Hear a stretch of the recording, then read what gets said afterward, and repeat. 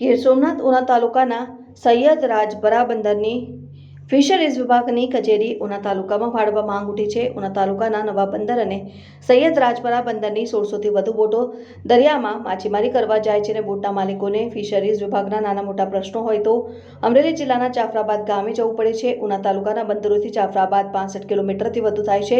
ઉના તાલુકાના નવા બંદર અને સૈયદ રાજપરા બંને બંદરો અમરેલી જિલ્લાને અડીને આવેલા છે। જ્યારે તાલુકાના માછીમારો રજૂઆત કરવા જાય છે ત્યારે અધિકારીઓ પણ નથી રહેતા હાજર, જેથી લોકોને દૂર સુધી થાય છે ધરમના ધક્કા ખાવા, જેથી ફિશરીઝ વિભાગની કચેરી ઉના તાલુકાના બંદરો નજીક ફાળવવામાં આવે તેવી માછીમારો દ્વારા માંગ કરાઈ છે।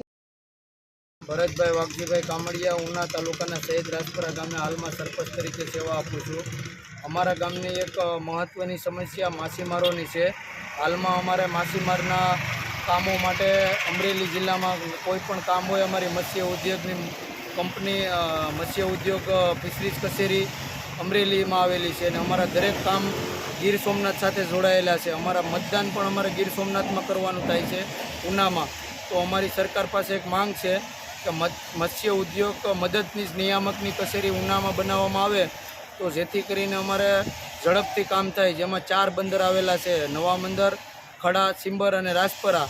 ઓછામાં ઓછી 2000થી આજુબાજુની બોટો છે અને નાનામાં કાંઈ નહીં તો રાજપરાની અંદર 50,000 માછીમારોને રોજગારી આપતું એક બંદર છે અને અમારે કોઈ પણ ફિશરીઝના કામ માટે અમરેલી જવું પડે છે। તો સરકારને મારી વિનંતી છે કે વહેલી તકે અમારી ઉનામાં કચેરી બને એવી સરપંચ તરીકે અને એક માછીમાર તરીકે મારી માંગ છે।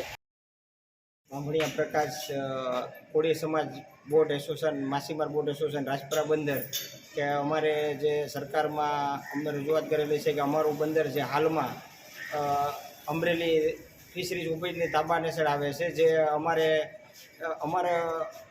અમે ખરેખર ગીર સોમનાથ જિલ્લાની અંદર અમારું ગામ રાજપરા બંદર આવે છે।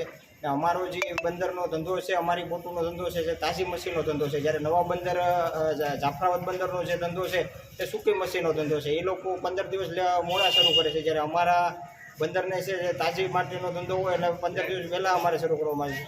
જ્યારે કોઈ અકસ્માત કે બીજો કોઈ બનાવ બને છે ત્યારે પણ અમારે બીજી કામગીરી માટે થઈ અને અમારે ગીર સોમનાથ જિલ્લામાં જ જવું પડે છે। જ્યારે બીજી ફિશરીઝની કામગીરી માટે થઈને અમારે અમરેલી જવું પડે છે।